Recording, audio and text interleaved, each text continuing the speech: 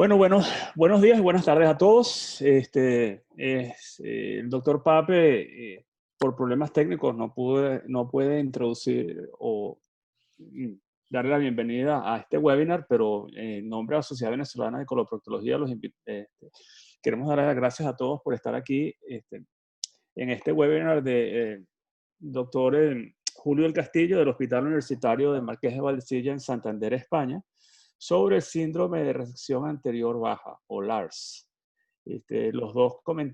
Vamos a ver dos comentaristas, el doctor Eduardo Londoño de la Fundación Santa Fe de Bogotá y el doctor José Yegües, que en este momento está en Boca Ratón, en el Boca Ratón Regional Hospital, parte del sistema del Baptist Health en Florida. Entonces, bueno, vamos a darle la palabra al doctor del Castillo para que comience su exposición y su webinar. Bienvenido, Julio. Muchas gracias. Voy a empezar compartiendo pantalla.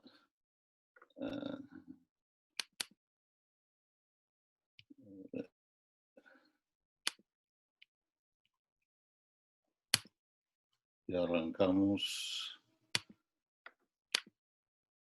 ¿Vale? ¿Está bien? Antes de que comiences, Julio, un segundito. Las preguntas que tengan, por favor, háganlas por el chat y las hacemos después al final. Yo las voy anotando y se las voy haciendo directamente yo a Julio o a los comentaristas. ¿Ok? Perfecto. ¿Se ve la presentación? Sí, hasta ahora sí. Vale, perfecto. Bueno, pues nada, en primer lugar, muchísimas gracias a todos los organizadores. De verdad que es un honor para mí. Es la segunda vez que me invitan desde la Sociedad Venezolana de Coloproctología y la verdad que me siento muy honrado. El tema del síndrome de resección anterior. Voy a analizar un poquito en qué consiste, cómo se previene y cómo se trata. Y me gustaría empezar, Ingrid, lanzando una pregunta a conectados, que luego revaloraremos un poquito al final, cuando quieras. La pregunta es esta. Cuando dentro de nuestro trabajo como cirujanos colorectales consideramos cuál es el mejor tratamiento posible para un paciente con un cáncer de recto distal, la pregunta que yo hago es ¿cuánto influye la posibilidad de desarrollar una disfunción intestinal posoperatoria en la decisión sobre el tipo de técnica que vamos a utilizar? Y doy 4 alternativas. Una es determinante, esta cuestión va a condicionar en gran medida la decisión que yo voy a tomar.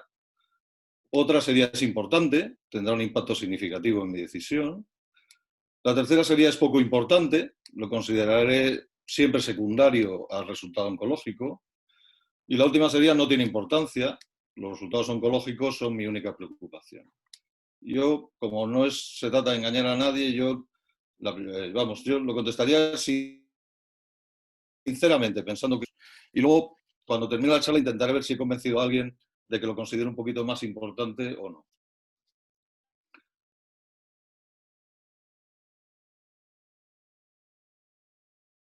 Yo creo que cada uno puede votar. Y entonces comienzo la conferencia. Vamos a esperar un poco, que ahí Vale. están dando la votación. Hasta ahora va casi el 50% de personas. Perfecto. Han contestado. Van 66 contestados. Hasta ahora hay 113. Perfecto.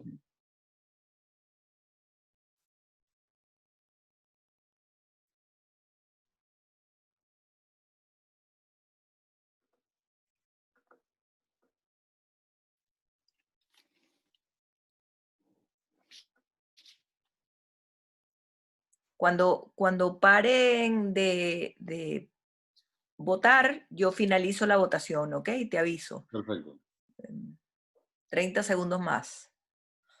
Hasta ahora están contestando 81. Ya vamos a pagar. Ingrid, a mí no me llegó la encuesta. Está en el aire. Debes tener posibilidades de votar. Ya vamos a parar. En 10 segundos finaliza la votación.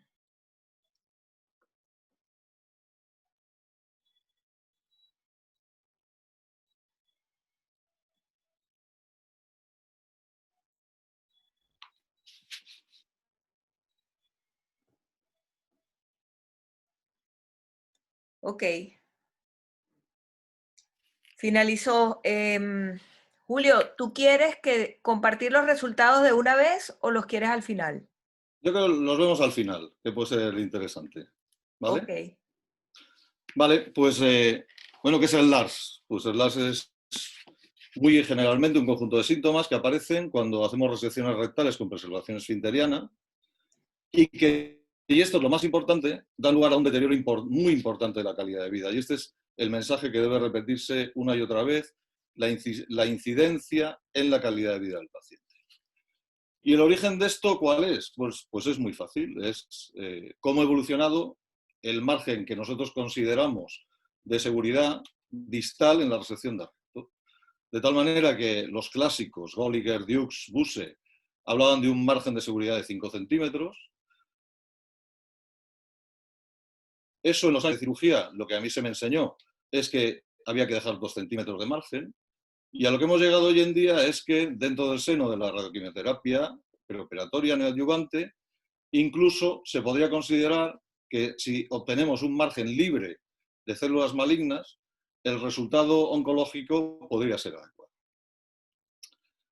Esta es una publicación que hicimos nosotros de nuestra primera serie de 200 casos de cáncer de recto operado por robot. Y lo que quiero que se fijen es en la gráfica de la derecha, que lo que marca es la distancia a la línea pectínea de la anastomosis realizada, la cantidad de pacientes que, gracias a las facilidades del robot, realizamos anastomosis realmente ultra bajas, a 1, 2, 3 centímetros de la línea pectínea. No solamente eso, hoy en día la moda ha avanzado un poquito más y estamos con resecciones interesfinterianas que lógicamente sacrifican la zona distal del esfínter anal interno y que lógicamente abocan a una anastomosis coloanal, y lo mismo con la escisión total del mesorrecto vía transanal. Nosotros, esta es una película nuestra, aprovechamos la experiencia robótica, lo solemos hacer con robot, y nuevamente lo que nos estamos condenando, entre comillas, es a realizar una anastomosis ultra baja, de ahí que podremos comentar después, esto no se debe hacer a cualquiera, pero normalmente estamos sacrificando zonas distales del esfínter anal y estamos realizando anastomosis coloanales. ¿Y todo esto qué produce? Pues esto produce una serie de alteraciones anatómicas. El esfínter anal interno no solamente provocamos una disfunción, sino que muchas veces lo sacrificamos. Producimos una disminución de la sensibilidad del canal anal por alteraciones neurológicas. Hay una ausencia del reflejo rectoanal inhibitorio que sabemos que es fundamental en el mecanismo de la defecación. Se producen alteraciones de los reflejos locales entre ano y el neorrecto. Como creamos un neorrecto, se reduce la capacidad rectal y se reduce la distensibilidad rectal. Y esto da lugar a una serie de síntomas que son los que aparecen en el posoperatorio. El paciente presenta un aumento de la frecuencia defecatoria, aparece una fragmentación de la deposición, de tal manera repetidas veces al servicio, porque no es capaz de efectuar una defecación completa, aparece incontinencia fecal tanto de urgencia como pasiva, hay necesidad de una defecación nocturna, puede haber una dificultad en la discriminación de los líquidos, lo cual contribuye también a una incontinencia pasiva, evacuación incompleta, dificultad evacuatoria. En general, lo que sí que parece y es importante es que los pacientes los podemos dividir en dos grupos. En un grupo primero, lo que predomina son los síntomas de la incontinencia, y sin embargo hay un grupo segundo, que es el que generalmente es más desdeñado y es el que, bajo mi opinión, más difícil de manejar y peor lo pasa, que es un grupo en el que los síntomas que presenta son los más relacionados con la defecación obstructiva, con la evacuación incompleta, con el estreñimiento funcional. Al fin y al cabo, sea del grupo que sea, y como decíamos al principio, esto se traduce por unas importantes calidad de vida a largo plazo de estos enfermos. Y esto ¿es una cosa anecdótica? Pues no, esto se estima que entre un 25 y 80% de los pacientes con resecciones de recto con preservación esfinteriana desarrollan alguno o más de los síntomas que hemos visto, y lo que es más importante, hasta el 90% de los pacientes con resecciones de recto baja experimentan cambios a largo plazo en su calidad de vida, que es lo que determina si sobreviven, como es su calidad de vida. Para poder cuantificar algo, saber si es importante, medirlo y tratarlo. Es muy importante tener algún tipo de medición. Y entonces este fue el primer intento del Memorial Sloan Kettering Cancer Center. Fue el Bowel Function Instrument. Desarrollado en el 2005, no ha tenido una gran aceptación, solo ha sido validado en inglés e italiano, y realmente es un poquito engorroso de cumplimentar. Sin embargo, en el año 2012, el grupo de Dinamarca, de Søren Lauber, desarrollaron lo que se llama el score, el Lars Score, que lo que consiste es en una serie de un interrogatorio con 5 preguntas traducidas al lenguaje del paciente, en el que el paciente va a responder, según el grado de aceptación, a incontinencia a gases, incontinencia a heces líquidas, frecuencia de deposiciones, fragmentación de la deposición y urgencia defecatoria. En función del valor que le dé el paciente a cada una de estas preguntas, se obtiene un número y sumando esos números interpretamos que si el valor es inferior a 20, no tiene un síndrome de resección anterior. Si estuviera entre 21 y 29, lo calificaríamos como un LARS menor, y si estuviera entre 30 y 42, lo calificaríamos como un LARS mayor. Sin embargo, como todo no es perfecto, y lo que se ha visto es que, analizando después en otros estudios la aplicación del LARS, lo que se ha visto es que los pacientes que veíamos antes con esa defecación obstructiva, disfunción evacuatoria, si no se asocia urgencia o fragmentación, su gravedad no viene bien reflejada en la cumplimentación del LARS. Este es un estudio que realizaron 2 cirujanas colorectales muy amigas mías que están en Tarrasa, en Barcelona, y que lo que vieron es que a los pacientes les hicieron cumplimentar el LARS, y a continuación ellas tuvieron una entrevista personal con cada paciente, realmente analizando cómo influenciaba esa alteración en su calidad de vida. Y lo que vieron, curiosamente, 9 pacientes arriba que se definían, una vez completado el cuestionario, como un LARS, realmente cuando se les interrogaba no tenían un LARS clínico, no presentaban una sintomatología que les fuera molesta. Pero lo más preocupante es que 5 pacientes que, una vez cumplimentado el cuestionario, aparecía como que no tenían LARS, interrogados sí que tenían un LARS mayor, predominantemente por una disfunción evacuatoria. Y esta es una de las primeras críticas que se realizó a este sistema de score. Hace poquito, por tanto, los especialistas tienden a sobrevalorar el impacto de la incontinencia a líquidos y la hipermotilidad, pero la urgencia y la fragmentación son los síntomas que los pacientes definen como más molestos, como que más influyen en el deterioro de su calidad de vida. El propio grupo de Søren Lauber, el año pasado, hizo un estudio muy curioso en el que vio que analizando o pasando el cuestionario a la población general en Dinamarca, los pacientes que no habían estado operados nunca de recto, pues curiosamente en pacientes entre el grupo de edad de 50 y 79 años, el que les saliera al cumplimentar el cuestionario un LARS mayor no era una cosa anecdótica. Luego, por tanto, esto hay que tenerlo en cuenta cuando se están valorando los resultados, y es un hecho tremendamente interesante. Por todo ello, desde Nueva Zelanda hace 3 años se puso en marcha un grupo multinacional en el que yo me incorporé, con intención de redefinir, de analizar nuevamente un consenso internacional en cuanto a la definición del LARS.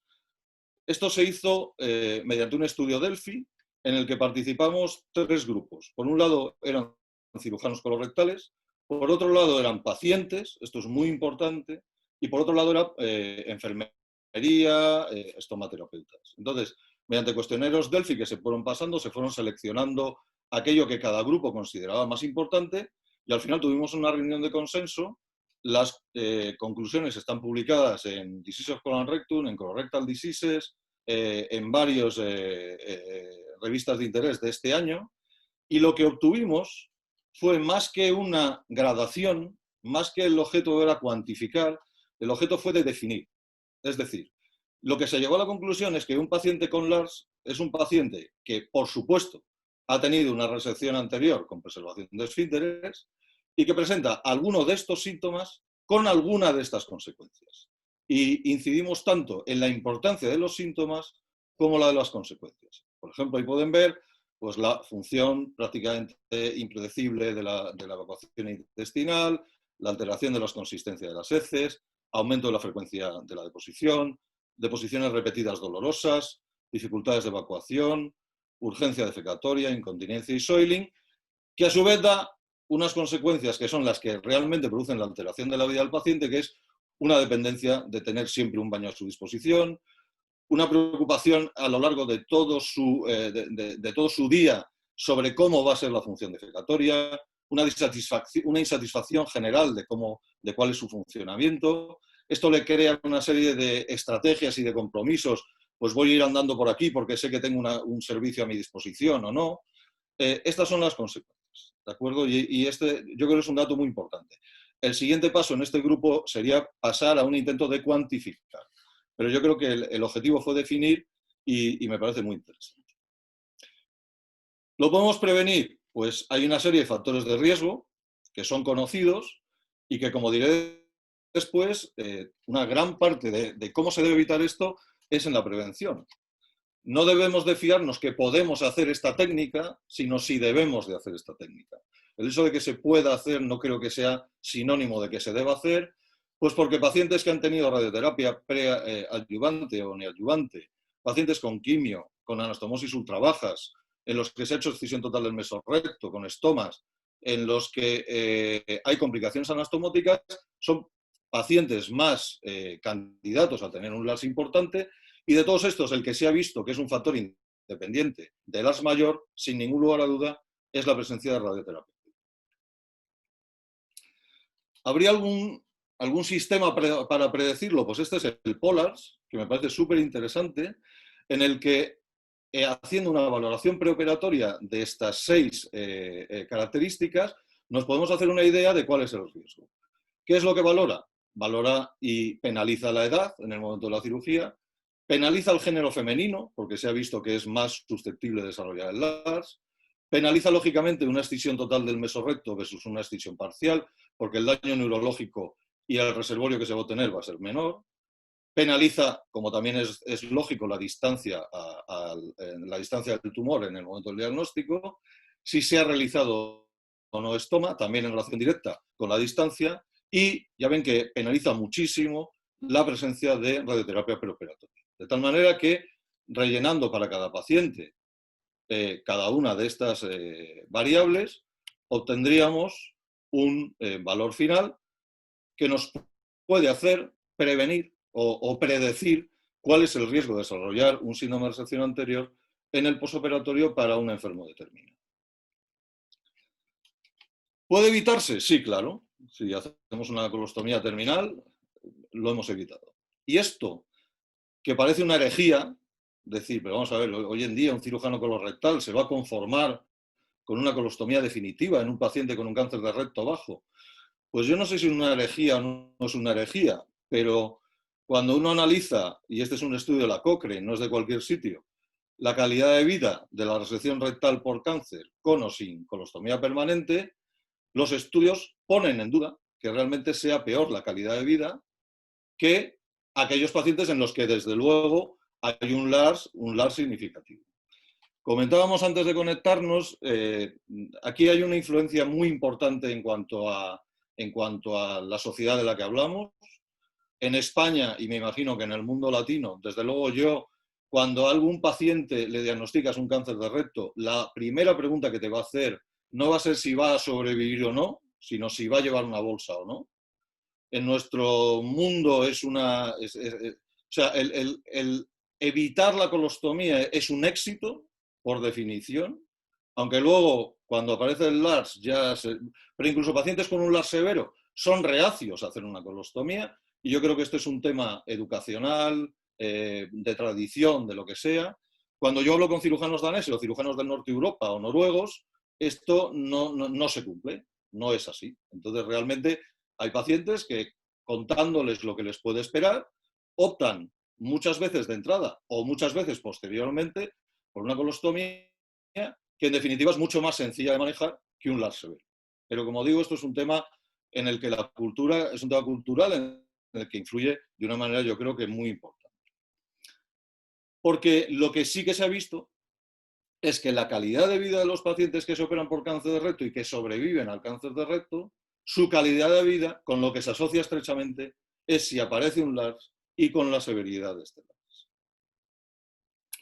¿Podríamos evitarlo de alguna manera menos exagerada, como la colostomía? Bueno, sí, podríamos mejorar la distensibilidad y la capacidad del recto, y por esto podríamos utilizar alguna técnica de reconstrucción quirúrgica que no fuera la anastomosis colonal directa. Entonces, tradicionalmente se ha utilizado el reservorio en J, o la anastomosis lateroterminal, o la realización de una coloplastia transversal.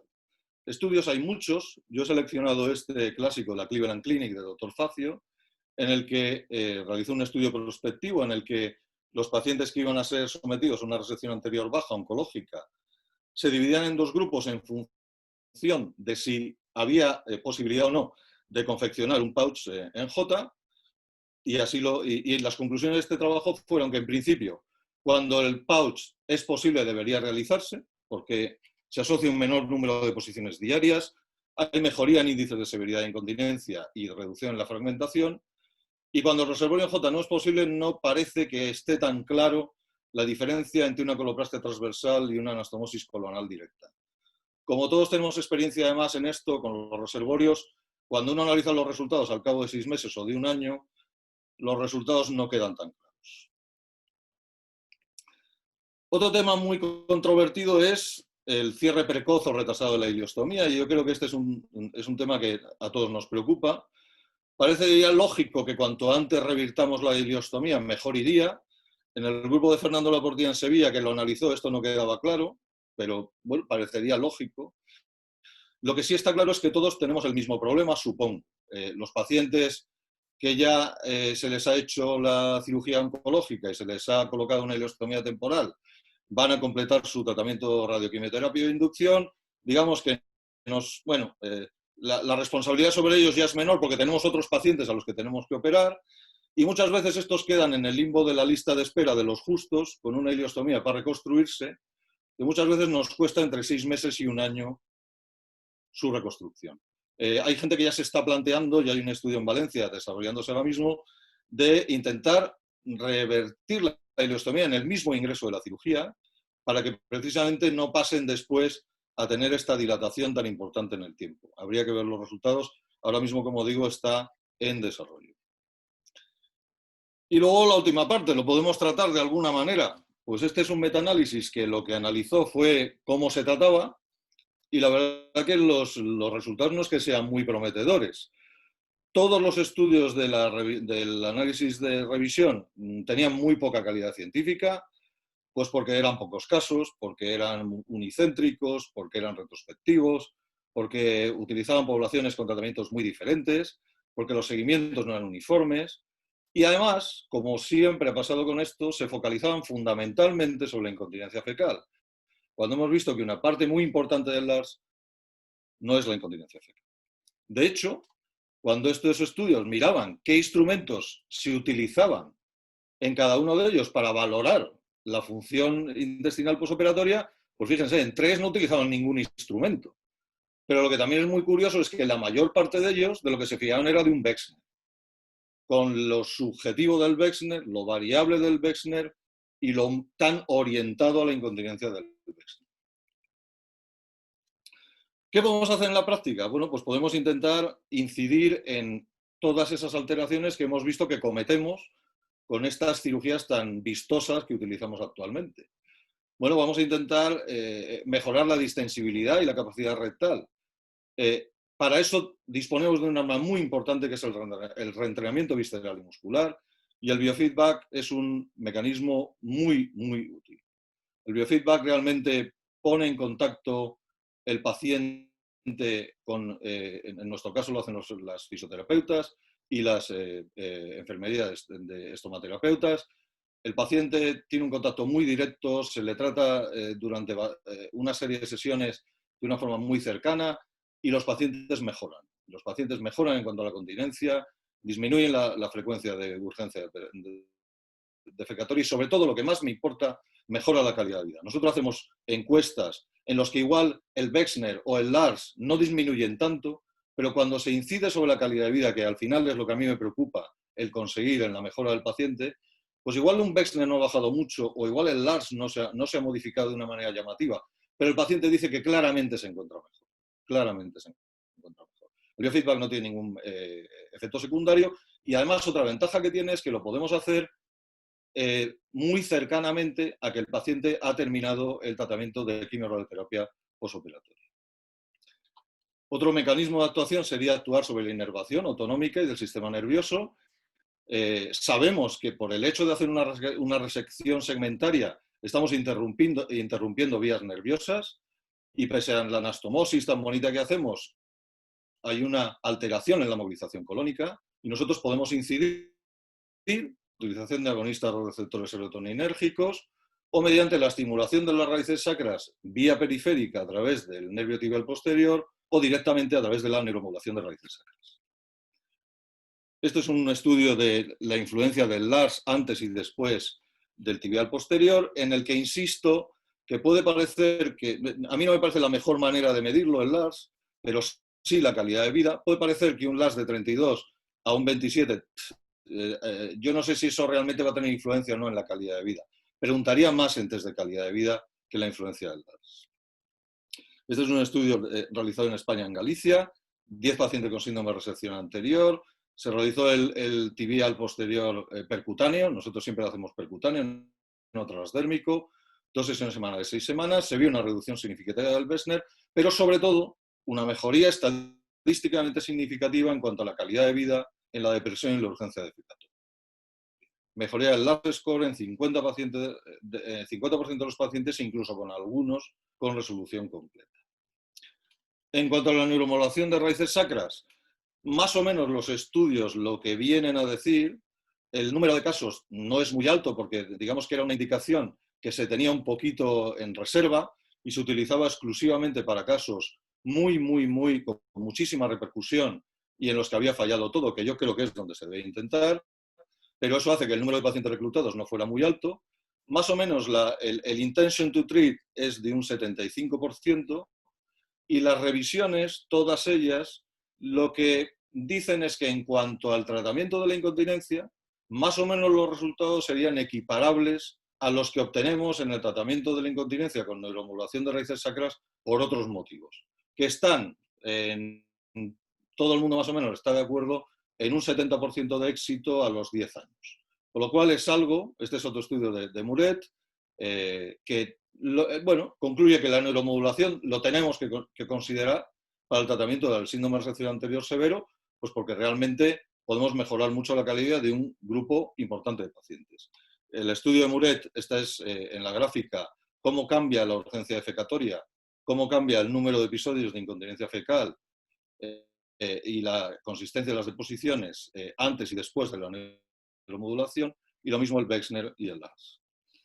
Un estudio más significativa de todos los síntomas del síndrome de resección anterior, no solamente los de incontinencia, esto habría que valorarlo muy detalladamente, pero bueno, yo creo que es algo que los que estamos utilizando neuromodulación de raíces sacras desde hace muchos años, al principio éramos un poquito refractarios a utilizarlo en estos casos, pues porque uno piensa, hombre, pues realmente hay un daño neurológico seguro, yo no sé si voy a conseguir una respuesta, no la voy a conseguir, es un estudio o es un tratamiento que no es barato, realmente merece la pena, ¿no? Bueno, los diferentes estudios realizados, yo creo que lo que nos animan es que si utilizamos esta terapia con normalidad, un paciente con síndrome de resección anterior no es el primer escalón de tratamiento, pero lo deberíamos de tener en cuenta.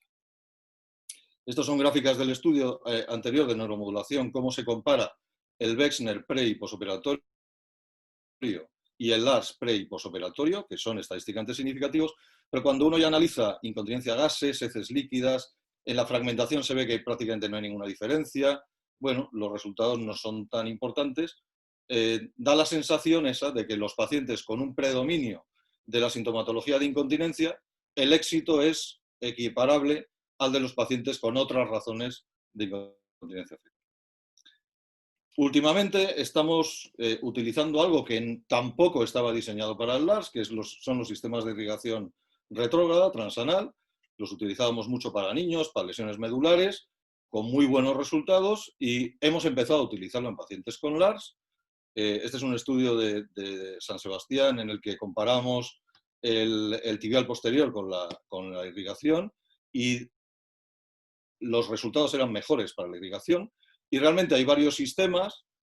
Ahora mismo hemos creado un grupo en España en el que la propia casa que fabrica el sistema de irrigación ha venido a preguntarnos, diciendo, pues nosotros realmente esto no lo habíamos fabricado para esto, pero estamos viendo que lo estáis utilizando para esto, vamos a desarrollar un programa, vamos a desarrollar un protocolo en el que nos pongamos todos de acuerdo de cuándo utilizarlo y de cómo utilizarlo. A mí me da un poquito de miedo porque hay que insertar una cánula que en un paciente con una anastomosis subtrabaja da un poquito de miedo, pero ya algunas de las casas incluso han desarrollado una cánula específica para pacientes que tienen una anastomosis ultra baja.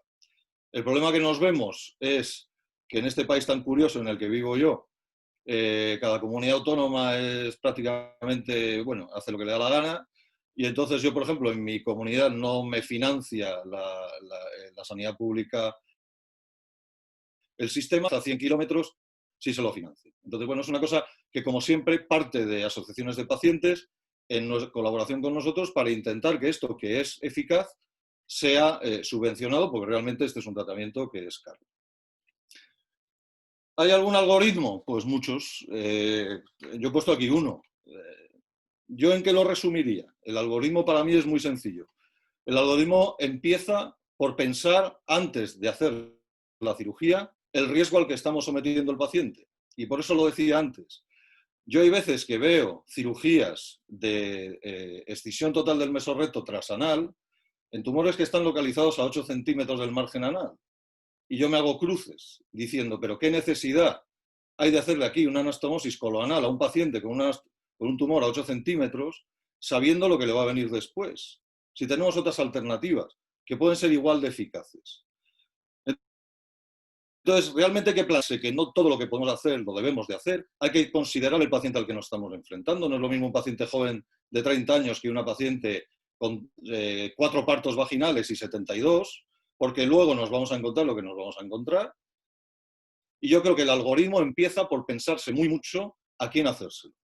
Después de la cirugía, lo siguiente que deberíamos de hacer es intentar que, como todos estos pacientes generalmente llevan una ileostomía de protección, e intentar revertirla lo antes posible. Incluso antes de revertirla, si fuera que estamos pensando que es un tiempo que se demora largamente, podemos empezar ya con maniobras de biofeedback, podemos empezar con maniobras de irrigación, podemos empezar con maniobras de suelo pélvico, podemos empezar con irrigación a través del estoma para estimular el asa aferente de la ileostomía, para después, una vez reconstruida la ileostomía, lo que yo ahí sí que solemos recomendar es tener un poquito de paciencia. Sabemos que en los primeros 6 meses, el primer año, los pacientes mejoran, antes de llegar a otros tratamientos que ya son más agresivos. Lógicamente, la irrigación y la estimulación del nervio tibial posterior no son agresivos, pero sí que tenemos a nuestra disposición incluso el llegar a neuromodulación de raíces sacras. Y por qué no olvidarnos y plantearlo alguna vez al paciente que si todo esto lo hemos intentado y realmente la influencia y la alteración que produce en su calidad de vida es muy grande, ¿por qué no plantearle la realización de un estoma definitivo? Esta es mi última diapositiva y es un estudio muy, muy curioso, publicado en International Journal of Rectal Disease, en el que se hizo a los miembros de la Asociación Americana de Cirujanos Colorectales, a los miembros de la Asociación Española de Coloproctología y a los miembros de la Asociación Española de Cirujanos, es decir, no todos eran cirujanos colorectales, en los que se les realizó unas preguntas sobre el síndrome de resección anterior. Y las conclusiones fue que la posibilidad de que los pacientes sufran un síndrome de resección anterior fue realmente infravalorada, pese a tener un buen conocimiento del síndrome. O sea, la gente conoce lo que es un síndrome de resección anterior, pero la importancia que le daba no era suficiente. Muy rara vez se utilizan métodos validados para cuantificarlo.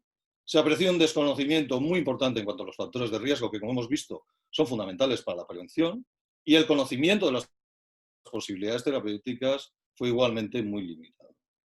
Entonces yo ahora, mientras Ingrid nos lanza la última pregunta, me despido con esta fotografía de Santander. La casa que hay en primer lugar no es la mía, es la del presidente del Banco Santander. La que está al fondo es donde veranan los reyes, tampoco es la mía. Pero en la playa, esa que se ve al final, desde ahí les estoy yo hablando, y ya me gustaría poderles saludar una vez que pase esta situación tan desagradable en la que estamos. Muchísimas gracias.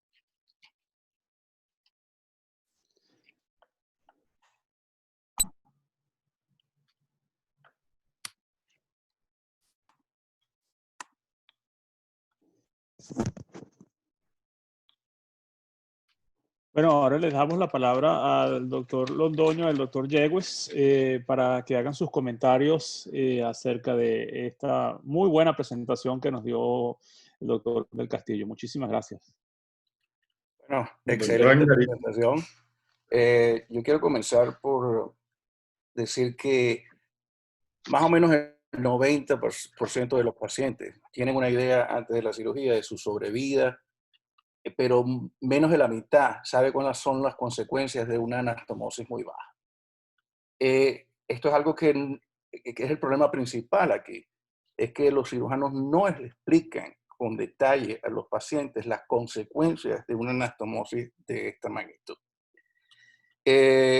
Por eso es importante lo que está pasando en muchas partes, que hay centros de excelencia solamente para tratar cáncer rectal, ¿ok? No solamente por todas estas terapias que en muchos hospitales no podemos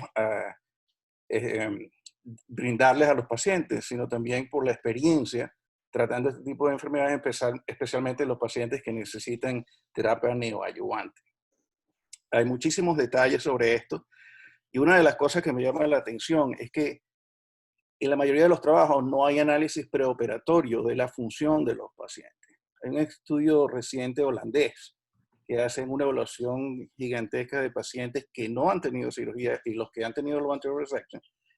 Y en muchos pacientes tienen síntomas de LARS, inclusive que no están operados. Entonces esas cosas tenemos que determinarlas antes de la cirugía también, porque puede ser un factor determinante y casi nadie lo estudia.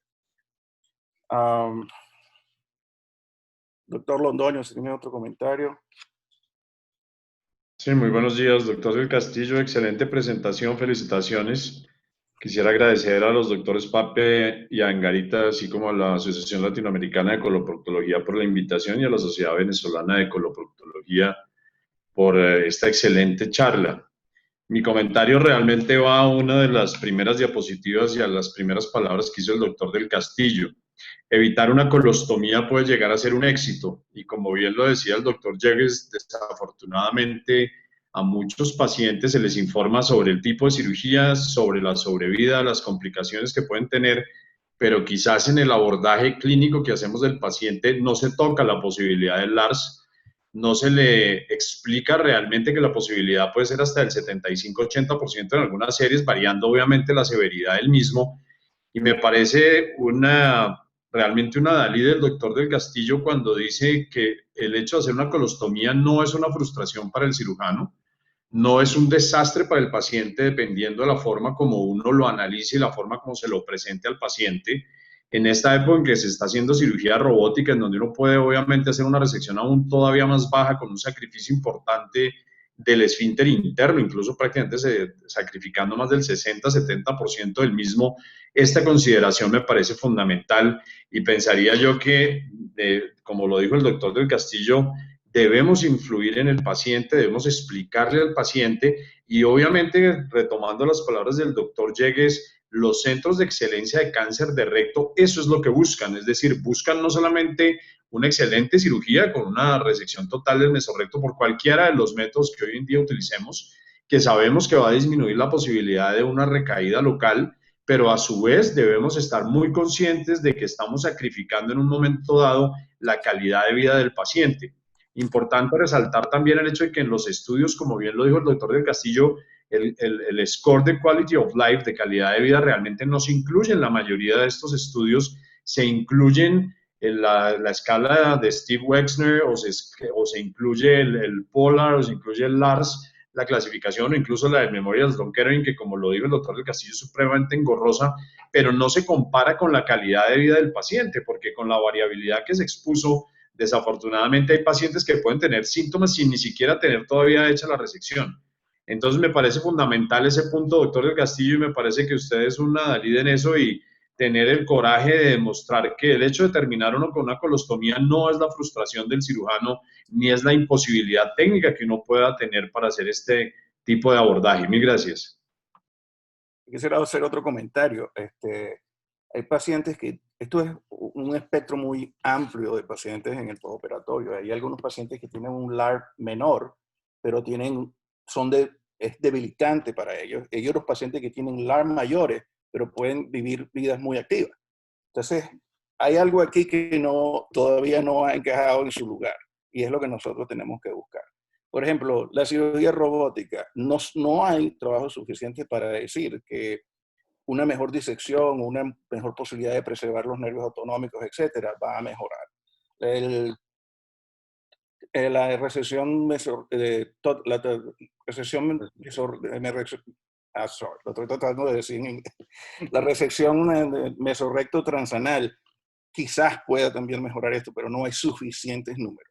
Pero estas dos cosas tienen que ser hechas por gente capacitada en centros de excelencia, y en ese sentido tenemos que ser honestos con nosotros mismos. Aquí donde yo estoy en los Estados Unidos, ya los pacientes aprenden de estas cosas, y generalmente cuando es un cáncer de colon, los pacientes se quedan con uno donde uno trabaja, porque no quieren viajar largas distancias, etc. Pero ya con cáncer de recto, muchos pacientes van a centros de excelencia, porque están educados en ese sentido, y eso es lo que le falta a muchos pacientes en nuestro continente, y no tenemos, primero, la capacidad, los cirujanos no lo educan. Hay cirujanos generales que se ponen a hacer estas cosas sin saber, y no tenemos la capacidad cuando el síndrome aparece de conseguir un buen biofeedback therapy o otras alternativas.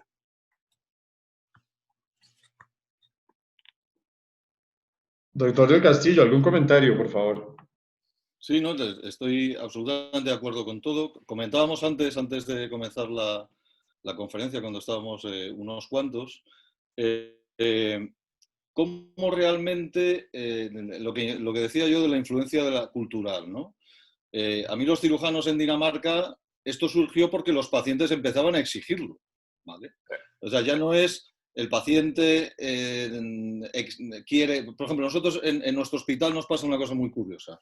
Yo dirijo un grupo de cirujanos colorectales fabuloso que tienen la mayor experiencia en cirugía rectal robótica de las mayores de Europa, y entonces a nosotros hay pacientes del resto de España que insisten en que quieren venir aquí porque quieren que se les opere con robot. Pero el paciente, cuando busca el robot, lo que está buscando es evitar la colostomía. Eso sí. O sea, lo que digamos que vendemos es, oiga, mire, no, es que a mí aquí en donde sea me han dicho que me tienen que quitar el ano, y como tienen robot en Santander, pues yo me voy a Santander y me dejan el ano en su sitio, ¿vale? A nivel, el paciente, como bien han comentado los dos, el paciente no te plantea. La pregunta que te plantea es si me van a conservar el ano o no. No me plantea porque desconoce. Y lo desconoce porque nosotros no se lo contamos lo que viene después. Pero es que el paciente no tiene por qué saberlo, porque es que el 80% de los cirujanos generales no saben lo que es un síndrome de resección anterior. Y esto lo hemos ido aprendiendo porque como cada vez vamos avanzando más y más y más y más, hoy he leído en Twitter que la Asociación de Coloproctología de Gran Bretaña ha recomendado parar la excisión total mesorrectal transanal hasta realizar un análisis en profundidad. Entonces, por eso me refería a lo que no todo lo que se puede hacer se debe hacer. Lo que pasa es que esto, claro, si el paciente lo desconoce y nosotros no se lo comentamos, es siempre a posteriori. Y entonces siempre venía el, bueno, pues hombre, pues ¿qué quiere que le haga? Yo ya le he curado, o claro, pues es que esto es así. Pero claro, esto hay que avisarlo antes, no a posteriori. Y en eso tenemos que ser muy sinceros y tenemos que ser muy honrados. Y otra cosa que está pasando es que, bueno, yo al final, el cirujano, lo que nos pasa a nosotros en nuestro ambiente, el cirujano que hace la cirugía oncológica, luego tiene a un grupo en el que estoy yo, al que le remite el paciente cuando tiene un síndrome de resección anterior. Entonces, digamos que no es una responsabilidad que yo tenga que asumir. Yo ya he hecho mi cirugía fantástica, ha quedado un margen precioso y todo, y además se ha ido a casa a las 24 horas, y luego ya se lo paso al grupo que lleva el suelo pélvico y las alteraciones funcionales, y que, bueno, que lo tolee más o menos pues como pueda, ¿no? Entonces, claro, si se dispone de esa salida, pues es más cómoda de realizar. Yo creo que la insistencia, o lo que yo me gustaría insistir, es que esto, como bien habéis comentado, es algo que se debe a comentar al paciente antes de la cirugía, porque lo va a desarrollar en un porcentaje muy importante de casos. Yendo un poco más allá, yo pienso que muchos de estos pacientes tienen una ileostomía de protección. Yo creo que todo paciente que tiene una ileostomía o una colostomía tiene que tener una evaluación psicológica o psiquiátrica preoperatoria, y más en pacientes con este tipo de cirugía. Lo que pasa es que muchas veces por problemas de seguro, idiosincrasia, guías de los centros donde vemos a los pacientes, eso no pasa. Pero yo considero que eso es importante. Si se los digo a mis pacientes, algunos deciden hacerlo, otros no. Y es también un problema cultural en ese sentido. Lo otro es cuando tienes el problema. Cuando tienes el problema y vas a mandar al paciente a biofeedback therapy, tienes que mandar el paciente correcto, el que tiene los síntomas que realmente pueden mejorar con eso. Tienes que conseguir a alguien en tu área que realmente sepa cómo hacer el biofeedback. Pues ese es el otro problema, se lo pueden mandar a cualquier persona. Y los pacientes tienen que ser educados, que por lo menos tienen que hacer esto por un par de semanas para ver si hay resultados. Y no decir que a los 3 o 4 días, no, esto no sirve, y no van más. Entonces, ese tipo de educación en los pacientes también tiene que ser algo continuo y persistente. Bueno, quisiera introducir al doctor Günther Bossig de Chile, que quiere darnos un comentario, unos minutos acerca de su experiencia. Adelante, doctor Bossig.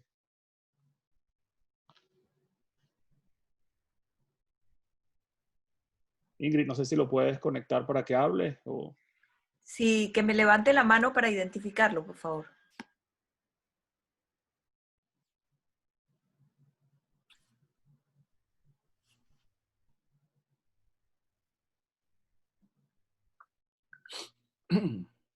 Aló, ¿ahora sí? Sí. Muy claro, Günther. Buenas tardes. Hola, ¿cómo estás, Eduardo? Gusto saludarte. Gracias por Bien. permitirme solamente 3 o 4 minutos. El doctor del Castillo dio una excelente charla.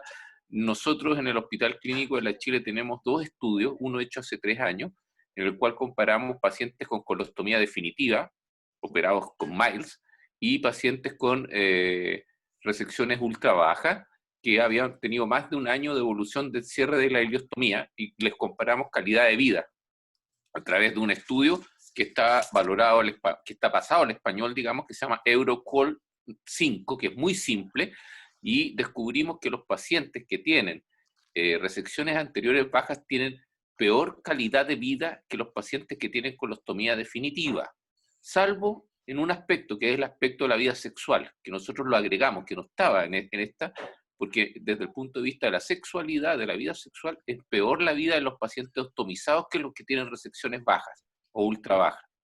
Y el último que hicimos fue una comparación fue evaluar si el LARS tenía influencia en la calidad de vida del paciente.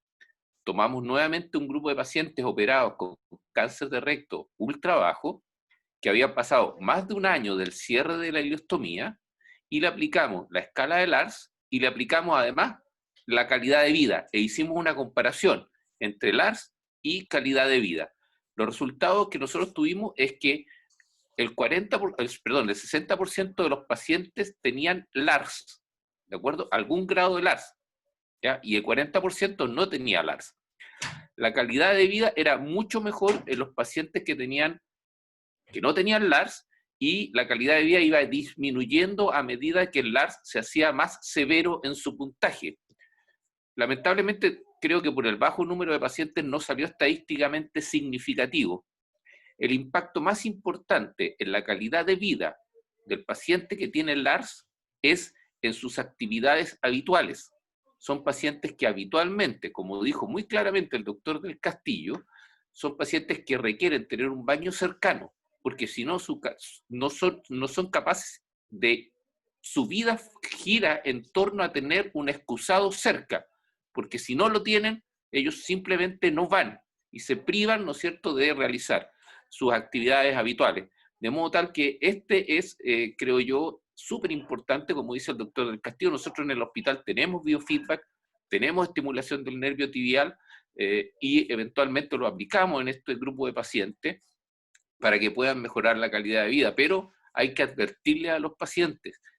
No hay ningún estudio que valore, ¿no es cierto?, si el paciente tiene conocimiento o no tiene conocimiento del LARS.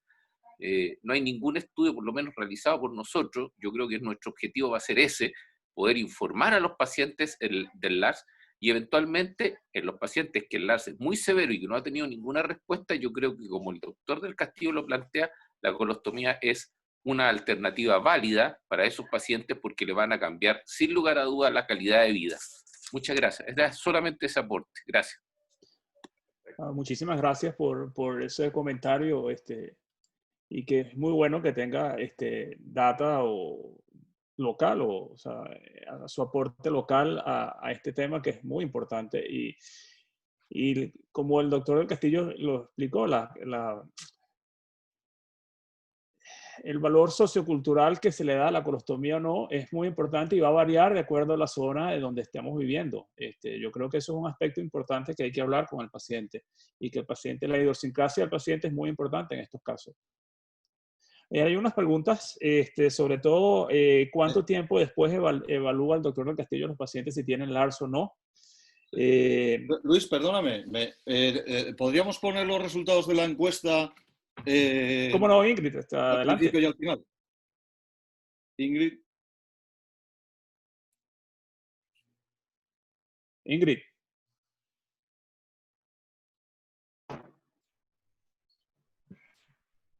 ¿Esta es la primera o la segunda, Ingrid? Esta es la primera. Están viendo, ¿no? Correcto, sí. Vamos a la segunda.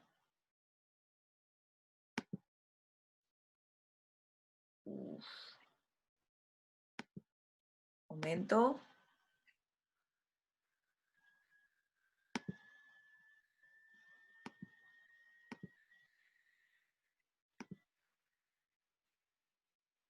Y esta es la segunda.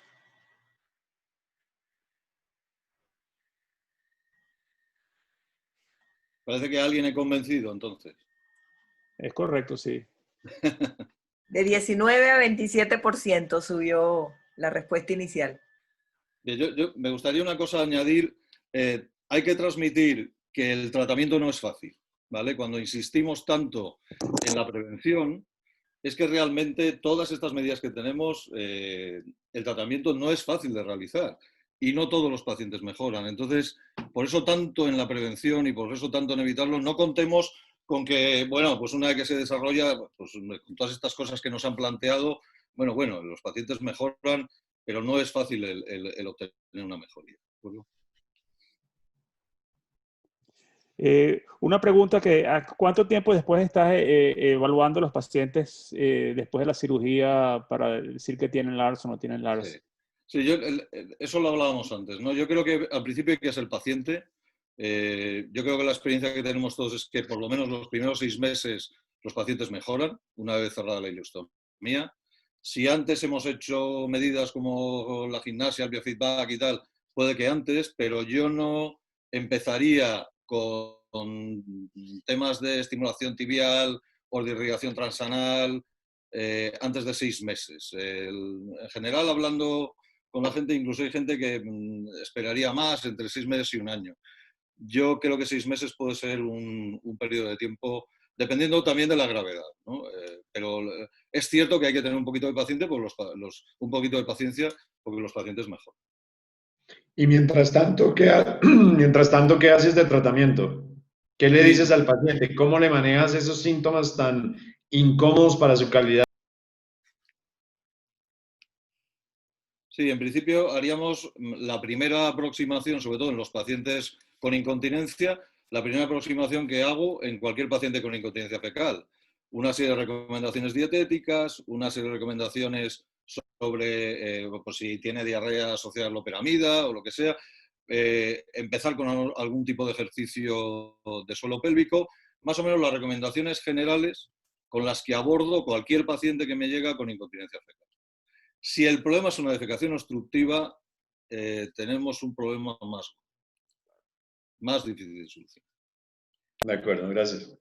Julio, ¿tú crees que tú que estás haciendo robótica, que muchos de nuestros países no la hacen, el tipo de anastomosis que hace y la posibilidad de hacer un TMI transanal puede influir en estos resultados? Sobre todo pensando que hay algunos pacientes que tienen leak subclínico, que nunca se trata como un leak, que quizás aumente la posibilidad de que tengan el síndrome. Sí, yo estoy convencido y por eso insisto que mi punto de vista, yo no soy cirujano robótico, o sea, yo dirijo la unidad, pero tengo 3, 4 cirujanos que lo que hacen es operar recto, robótico todo el día, transanal, robótico, lo hacen de locura. Bueno, pues lo que insisto mucho es que como luego yo veo los resultados, es que lo que he repetido varias veces, no todo lo que se puede hacer se debe hacer. Y sobre todo soy muy crítico con el transanal. Yo creo que el transanal tiene sus indicaciones claras, pacientes obesos, pacientes masculinos, pero aquí hoy en día, por ejemplo en España, asistimos a que, lo digo siempre en los congresos, es que si uno no hace cirugía transanal rectal, es que no es cool, es que no puede contar nada, ¿no? Y en eso yo veo cosas que hombre, uno lo que ve es que hace una disección de 3 centímetros vía transanal y luego pasa la laparoscopia por arriba. Digo, ya, pero es que para eso le está sometiendo al paciente una anastomosis coloanal y eso va a tener sus consecuencias, ¿vale? Claro. Entonces, ¿tiene influencia? Demonios, que tenemos que tener mucho cuidado con los instrumentos que tenemos a nuestra disposición.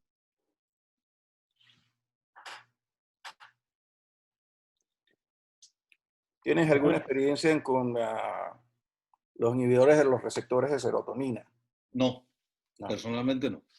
Es algo que leí. Hay gente que dice que no puede tener resultados a menos que lo uses por 6 meses y el problema es los costos y la posibilidad de tenerlo. En cuanto a las anastomosis, en la gente que tú tienes que hacer robótica, me imagino que hacen mucho anastomosis intracorpórea, pero no sé cuál técnica usan. ¿Usan double stapling? Bueno, yo creo que el doble stapling es un problema porque estás anastomosando el colon que tiene una línea lineal de sutura con una regrapadora circular que te crea cruces de las grapas en 2 áreas.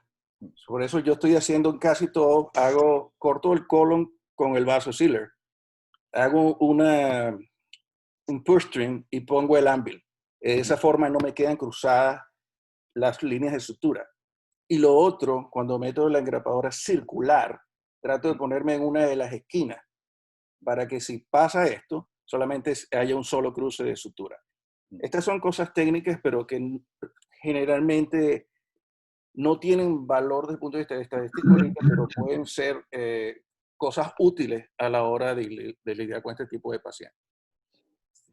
Desafortunadamente ninguna de esas anastomosis, ni hacer el reservorio, ni hacer la coloplastia, a largo plazo ha demostrado que definitivamente sirva. Entonces, tal vez como lo decía Julio, es una de las grandes frustraciones, porque logra uno la cirugía, logra dar el margen, conserva el ano, pero después cuando ve al paciente en el consultorio empieza uno a sufrir porque no sabe qué hacer con el paciente a largo plazo. Y desde el punto de vista legal me gustaría oír qué comentario tienen ustedes, si han tenido alguna implicación por el simple hecho, como lo está diciendo José, de pronto no le utilizamos tanto tiempo a explicarle todas estas consecuencias y luego pueden venir ese tipo de problemas, no me avisaron, no me dijeron y ahora tengo una colostomía. Me gustaría oír esos comentarios, por favor. Eso pasa mucho aquí. O sea, es una cosa fundamental es que en el consent for o el consentimiento que había el paciente, tienen que decir que le explicaste estas cosas. Porque pueden haber abogados que te digan, ¿por qué no lo mandaron para un centro de excelencia? ¿Por qué no lo mandaste a Cleveland Clinic que te queda a 20 millas? Si tú eres un cirujano general, ¿por qué no mandaste a este paciente a un cirujano colorectal? O sea, eso es importante. O sea, los pacientes tienen que saber eso y lo más importante de todo, lo tienes que documentar para cuidarte las espaldas. Afortunadamente a nosotros todavía no nos ha llegado esa marea y llegará, pero afortunadamente no nos ha llegado. Y en cuanto a lo que comentabas, tanto de la coloplastia transversa como del pouch, es que claro, la experiencia que tenemos todos es que cuando nos describieron todas estas cirugías sin necesidad de robot y tal. Luego salieron los estudios que decían que a los 6 meses o al año los resultados eran iguales. Entonces, no, yo entiendo la parte cómoda, ¿no? Si uno está acostumbrado a hacer una anastomosis directa y decir, yo, ¿para qué me voy a liar aquí con hacer una J, que tengo una posibilidad más de distancia por el extremo de la J, y al final, dentro de 6 meses los resultados van a ser los mismos? Pues bueno, he tardado 4 horas en hacer esto, pues no me va a complicar 1 hora más, ¿no? Es humano entenderlo. Sobre todo porque no hay una evidencia de que a largo plazo ese esfuerzo tenga una recompensa. Exacto. Aquí hay una pregunta que dice, si se decide hacer una cirugía preservadora de esfínter, ¿hace una evaluación funcional del esfínter antes de la cirugía para tomar una decisión o no evalúan al paciente antes, de la parte funcional anal antes de la cirugía? Sí, evaluación se hace siempre y además no hace falta, bajo mi punto de vista, tener una manometría. O sea, la valoración funcional la hace un cirujano colorectal experto con la historia y con el dedo. O sea, es que no hace falta más. A mí alguna vez que me han dicho, es que claro, yo no tengo los recursos para establecer en mi hospital una unidad de continencia. Digo, vamos a ver, si los recursos tampoco son tantos. Si el 90% de los pacientes con incontinencia se tratan con medidas conservadoras y el diagnóstico es muy sencillo de hacer. La evaluación de la manometría está muy bien cuando uno quiere reportar casos para una publicación, pero no me parece esencial. Entonces, ¿se hace valoración? Claro que se debe hacer y no es complicada de hacer cuando uno es un cirujano colorectal que enseguida va a prever. Vamos, si uno está operando una fístula compleja, si una mujer ha tenido varios partos vaginales y hace un tacto y nota un déficit en un esfínter, para eso somos cirujanos colorectales. Yo creo que la manometría es importante por lo mismo que estamos hablando de cuidarse desde el punto de vista legal. Pacientes que tienen una disminución, una inhibición del reflejo defecatorio posanal tienen más chance de tener este problema. Mucha de la gente que tiene este problema tiene ese factor en la manometría. Pero básicamente es eso, es solamente, son protocolos, son formas también de cuidarse desde el punto de vista legal. ¿Por qué no hiciste eso? Y eso está pasando aquí. Y eso lo recomiendan también algunos centros de excelencia. Yo creo que es importante tener una evaluación completa en estos pacientes. Mujeres multíparas tienen que ver las características del esfínter. La mayoría de estas cosas también en las nuevas técnicas preoperatorias como la resonancia magnética con protocolo rectal te ayuda a definir muchas de estas cosas. Pero todavía hay el ultrasonido endoanal es importante para ver las características, ¿cómo se llama? La integridad de los esfínteres, sobre todo en multíparas. Yo creo que depende de los pacientes, tienen que protocolizarse y por eso realmente los centros tienen que acreditarse como centros de excelencia para cirugía rectal. Aquí otra de las preguntas que han hecho, muchas preguntas, es la función sexual o la disfunción sexual en estos pacientes con LARS, si hay alguna relación o no hay. ¿Qué experiencia tiene Julio o alguno de José o Eduardo? Sí, es algo que, bueno, que también por nuestra cultura somos reacios a preguntar. Yo en eso tengo una experiencia curiosa. Cuando analizábamos los resultados del tibial posterior, yo creo mucho en las encuestas de calidad de vida, pero incluimos en las hojas que les damos a los pacientes de encuesta de calidad de vida, incluíamos un espacio importante, grande, donde el paciente podía escribir.